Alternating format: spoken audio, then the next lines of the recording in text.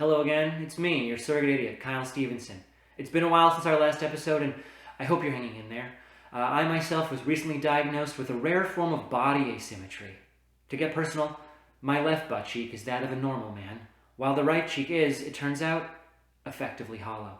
Sick of doing all the work, my only useful glute went on strike, seizing my back up and leaving me bedbound for several days like the unwell boy in the secret garden. I'm happy to report, though, that physio's been going well, I'm doing my exercises, and once again, my ass is at peace.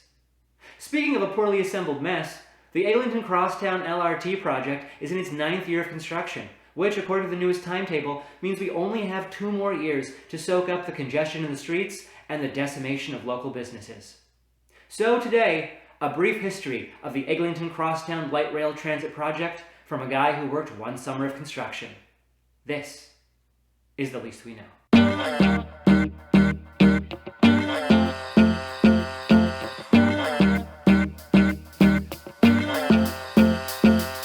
2011, a simpler time. Mayor Rob Ford was under fire for refusing to attend the Pride Parade, planking was sweeping the globe, and in October, ground was broken on a little $5.3 billion construction project called the Crosstown LRT. Metrolinx, Greater Toronto's transit authority, was the alpha, the leader, the mummy, and the daddy, responsible for all the final decisions. But Metrolinx was not alone. The brains of the operation was the Toronto Transit Commission, which since 2008 had been developing a detailed project implementation plan and designing the stations. Rounding out the group was Infrastructure Ontario, the scrappy one. Infrastructure Ontario's main job was to bring on private construction companies to work on the various projects that would make up the grand undertaking. Together, they were Ontario's first throuple of mass transit, and from 2008 to 2011, it was good. Shortly after construction began, though, the Ontario government announced Building Together, a new guide for municipal asset management plans.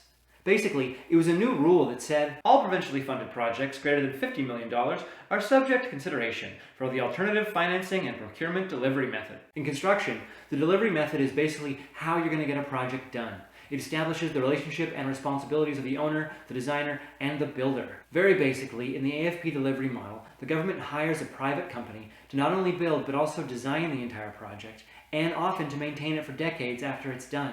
According to Metrolinx, AFP makes the best use of private sector resources and expertise to provide on-budget and on-time project delivery. But not only is it efficient, it's safer. If the project runs over budget, the private sector pays. If the project falls behind schedule, the private sector pays. The risks of the numerous complicated interfaces are transferred to the party best equipped to manage those risks. This new delivery method would actually be a huge change in plans. And so on May 30th, 2012, with Metrolinx almost certainly but not yet officially settling on the AFP delivery method, the TTC sat down with them and Infrastructure Ontario to discuss some of their concerns. The original plan called for the TTC to continue designing the stations and for the stations to be built on a staggered schedule to minimize the impact on local communities, businesses, and traffic. The new plan called for a 2-year pause in design and construction work, while Infrastructure Ontario organized the Bachelor-style hunt for the perfect conglomerate to take on the massive project to design, build, and maintain the LRT. I can just picture all those eager executives pushing the envelope in wild and outrageously sexy ways to try and woo Metrolinx into the billion-dollar marriage at the final concrete rose ceremony. In order to still finish by the due date of 2020 after the 2-year pause, staggered construction of the stations would be out, and instead all 9 stations would be built at the same time, a move the TTC warned carries the risk of disproportionate community disruption. In the original plan, the LRT's construction, which, by the way, stands as one of the largest active construction projects in North America today, was to be broken up into different pieces, with a specific delivery method chosen based on the needs of the specific project. In the original plan, the alternative financing and procurement delivery method was going to be used, but only for project components that have very little community and business impact. Why? Because in the AFP delivery method, all issues and considerations are to be determined upfront and early in the process, so that once the contract is signed, it provides for the contractor to proceed with no or minimal change. The TTC clearly believes that the AFP model is best used for construction projects where you follow all instructions and set and forget. The new plan called for AFP to be used as a one-size-fits-all delivery method for the entire project. The province had been using the exclusively AFP method since 2004 to deliver hospitals and other medical facilities, prisons, and courthouses. But an above-ground hospital is a little different than the creation of subterranean labyrinths that require numerous utilities to be moved, involve major traffic, pedestrian, transit, and cycling disruptions, and will have an impact on local businesses and institutions. Not to mention, of course, the high probability of awakening any one of the number of horrors that slumber underneath Toronto. Is the alternative financing and procurement delivery method flexible enough to deal with the mole people? The TTC was doubtful. But on top of the mole people, there was also the issue of staying on budget. The TTC warned, under an AFP contract, although the change may be relatively small, the actual cost charged by the contractor could be very high if it causes a delay to the entire project and its financing. But hey, maybe the TTC is just being negative because Metrolinx is dropping them as the designer. After all, who amongst us can really claim that they have never foretold the doom of an X? But perhaps for this very reason, an outside group was brought in, the American Public Transit Association. It was a panel made up of executives responsible for transit expansions in New York City, Los Angeles, and Pennsylvania. They reviewed both the original plan and the new AFP-centered one. Highlights of their presentation include Metrolinx's schedule represented seems unrealistic. About the one-size-fits-all application of AFP? Case not made given uncertainties as discussed. And schedule appears overly aggressive when considering the need to stage construction and time needed for commissioning, especially for Eglinton line. One final wrinkle in this chapter. In an October 2012 staff report to City Council, Metrolinx wrote, at a meeting of the TTC held on May 30th, 2012, the TTC considered a report entitled LRT Projects in Toronto, Project Delivery, and recognized that alternative financing delivery is a viable model to deliver transit infrastructure. But all those quotes I've just shown you come from the TTC's response to LRT Projects in Toronto, Project Delivery, and I can tell you that the word viable does not appear in the 16-page report once.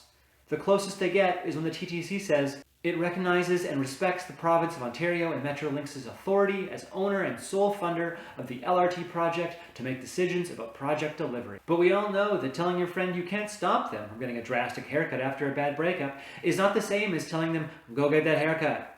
So Metrolinx pulls the trigger and spends the next 2 years drunk in a hot tub beating some really nice construction companies. And in July of 2015, it's announced that several multinational firms are forming a consortium for the express purpose of taking on the massive job. Collectively, they will be known as Crosslinx, which is cute because it's like they're twins. In September of the same year, Metrolinx acknowledged that it's not going to be ready for 2020. Why, you want a nice thing? You gotta wait for a nice thing. How about we finish it by September 2021? You'll like that. It's going to be great. Waiting for a thing makes it all the sweeter once it arrives. You mark my words. You mark them.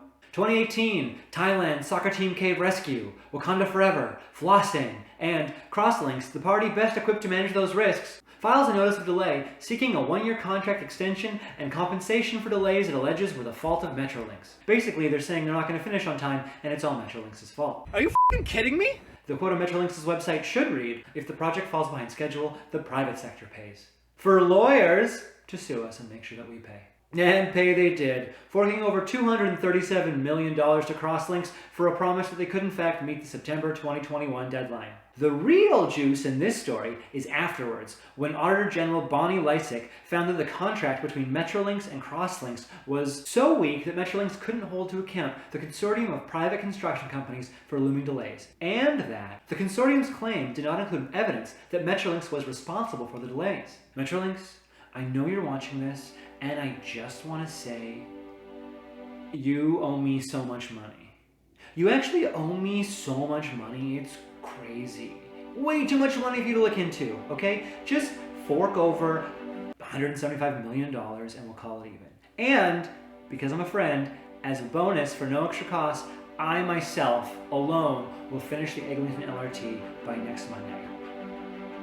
Or Wednesday if I have a big weekend.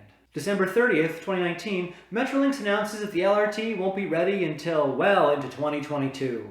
Happy New Year's Eve! You're never gonna ride this f***ing train!